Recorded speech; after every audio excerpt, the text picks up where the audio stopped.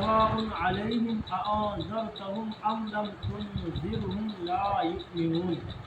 بے شک جو لوگ کفر میں راسخ ہو چکے ہیں ان کے حق میں برابر ہے، خواہ آپ ان کو ڈرائیں یا نہ ڈرائیں۔ یعنی جن لوگوں نے کفر کو اپنا چکا ہے ان کے لیے برابر ہے، چاہے ان کو ڈرائیں یا نہ ڈرائیں، وہ ایمان نہیں لائیں گے۔ لا یؤمنون، وہ ایمان نہیں لائیں گے۔ ختم اللہ علی قلوبہم وعلی سمعہم، اللہ نے ان کے دلوں اور کانوں پر مہر لگا دی ہے۔ یعنی ایسے لوگ ہیں کہ ان کے دلوں پر اور ان کے کانوں پر اللہ تبارک و تعالیٰ نے مہر لگا دی ہے۔ وعلی ابصارہم غشاوہ، اور ان کی آنکھوں پر پردہ پڑا ہوا ہے۔ وَلَهُمْ عَذَابٌ عَظِيمٌ، اور ان کے لیے بڑا سخت عذاب ہے۔ قرآن مجید میں پہلے مؤمنین اور متقین کی 5 صفات بیان کی۔ آپ نے سماعت کیا کہ مؤمنین اور متقین کی 5 صفات بیان کی گئے۔ وہ ہے جو غیب پر ایمان لاتے ہیں، نماز قائم رکھتے ہیں، اللہ کے راہ میں خرچ کرتے ہیں، آپ سے پہلے جو کتابیں نازل ہوئی ان پر ایمان لاتے ہیں، آپ پر جو کتاب نازل ہوئی ان پر ایمان لاتے ہیں، اور آخرت پر یقین رکھتے ہیں۔ یہ 5 صفات جو ہے ایک مومن اور ایک متقی کے بیان کیے گئے۔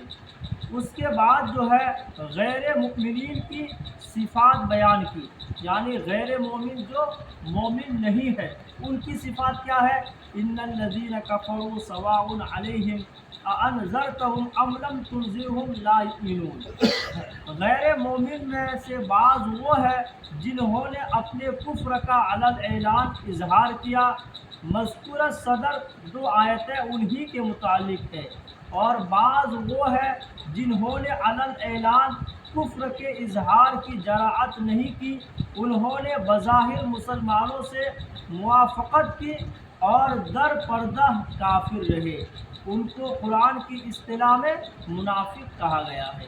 کچھ ایسے ہیں جنہوں نے علل اعلان کفر کا اظہار کیا، جیسے ابو جہل، ابو لہب، اور کچھ ایسے ہیں جنہوں نے جو ہے در پردہ، یعنی حضور پاک صلی اللہ علیہ وسلم کے ساتھ رہتے تھے تو کہتے تھے کہ ہم آپ کے ساتھ ہیں، پھر جب ابو جہل اور ابو لہب کے پاس جاتے تھے تو کہتے کہ ہم تو حضور سے مذاق کر رہے ہیں، ہم آپ کے ساتھ ہیں۔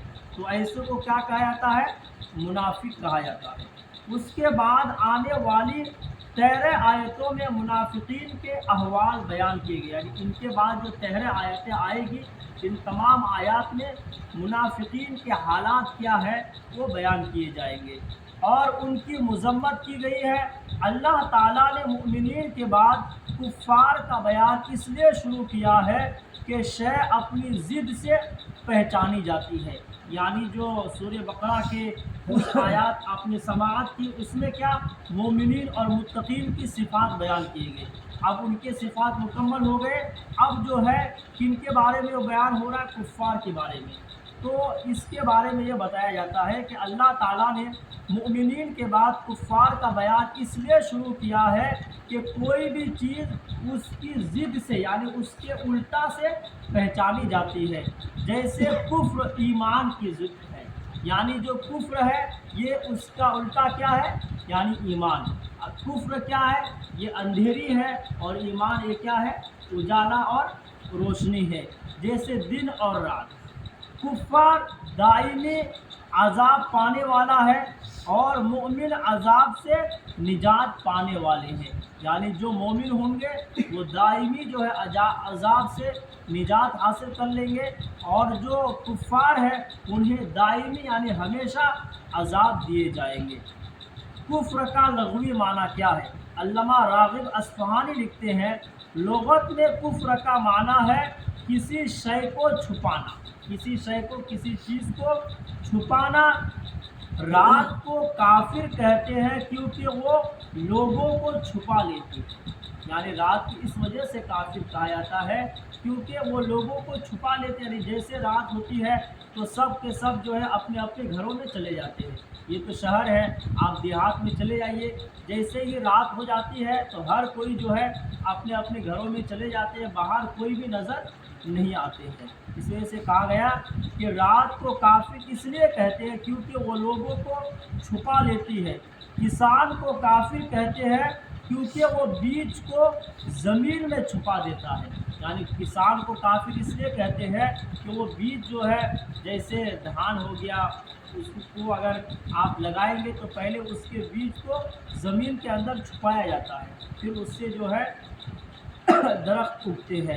تو بیج کو جو ہے زمین میں چھپا دیتا ہے۔ جو شخص نعمت کو چھپائے اور اس کا شکر ادا نہ کرے، اس کے فعل کو کفر اور کفران نعمت کہتے ہیں۔ یعنی اللہ تبارک و تعالیٰ نے جو ہمیں اور آپ کو نعمت دیا ہے، اگر اس نعمت کا ہم شکر ادا نہ کریں تو یہ بھی ایک کفر ہے، لیکن کفران نعمت یعنی کفر کا نعمت کا انکار کرنے والا۔ ویسا ہی اگر کوئی اللہ تبارک و تعالیٰ کا لاکھ لاکھ شکر و احسان ہے کہ اللہ نے ہمیں یہاں جمع فرمایا، نماز عشاء ادا کرنے کے لیے اس مسجد میں جمع فرمایا، یہ بھی اللہ تبارک و تعالیٰ کا شکر اور احسان اور اللہ کا فضل و احسان عظیم ہے۔ ویسے ہی ہمارے والدین کا ہمارے اوپر شکر ہے، یعنی انہوں نے جو ہے اتنے ساری تکلیفات، مصیبتوں، آلام کو برداشت کر کے ہماری پرورش کی ہے، ہماری تربیت فرمائی ہے، ہمیں جو ہے دین اور دنیا کی تعلیم سے آراستہ فرمایا ہے، تو ان کا بھی ہمیں اور آپ کو شکر ادا کرنا ہے۔ رب خود فرماتا ہے کہ جس نے اپنے والدین کا شکر ادا نہیں کیا گویا کہ اس نے میرا شکر ادا نہیں کیا۔ تو والدین کا شکر ادا کرنا یعنی والدین کی خدمت کرنی ہے، والدین کے ہر حالات میں ان کے ساتھ جو ہے کھڑے رہنا ہے،